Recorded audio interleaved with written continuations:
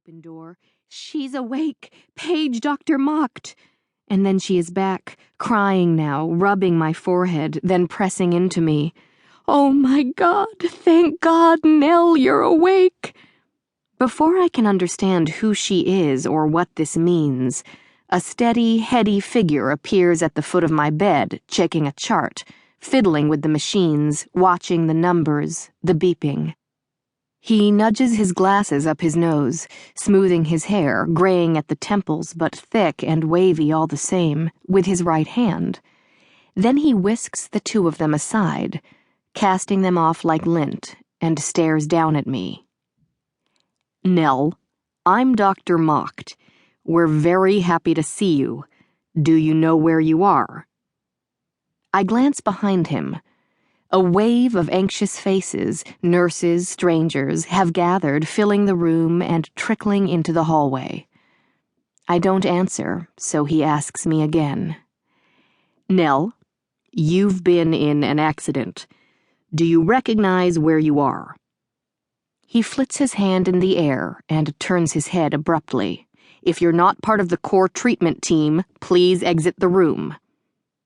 No one moves. "Now!" Slowly, like the draining of a reservoir, the audience ebbs.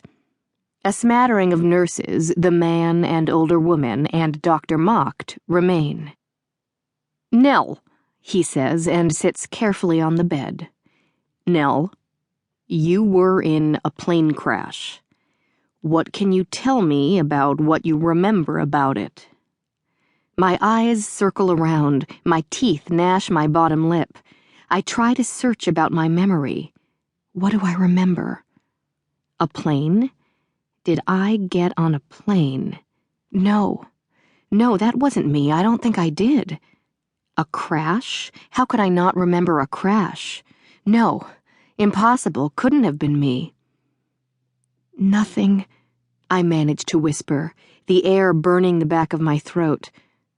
"I don't remember a plane crash."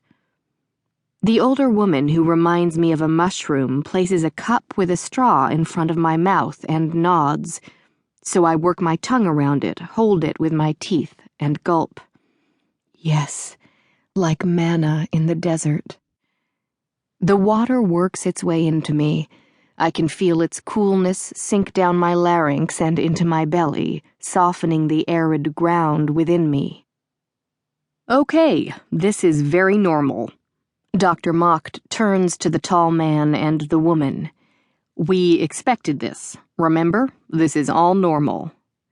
Then to me, he says, "What do you remember? Let's start there. Can you tell me what you remember about your life?" I shake my head as much as my brace will allow. Dr. Mocked ushers the man closer to the bed. He runs his fingers down my matted hair and starts weeping, silently, violently weeping. "It's okay, Peter," the woman says. "It's going to be okay." He nods and sort of yelps, a dolphin call, as a way of pulling it together. The tears abate, though his eyes, red-rimmed and sagging beneath his baseball cap, tell me that he is so far from pulling it together he doesn't even know what that means anymore. "Him," Dr. Mocked says, pointing up toward Peter.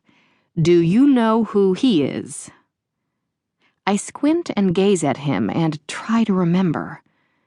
I stare at the spread of muscle under his t-shirt, at his wayward brown strands poking out from his cap, at the veins in his arms that announce themselves all the way down to his palms.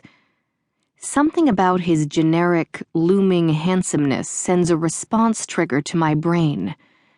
But I can't pinpoint what it means, who he is, how he might be important to me. A nurse hands Dr. Mocked a mirror, and he thrusts it in front of me.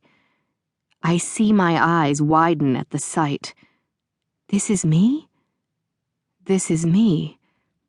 I have no expectation of what I look like, no real map of where my freckles should sit, how my lips should pillow.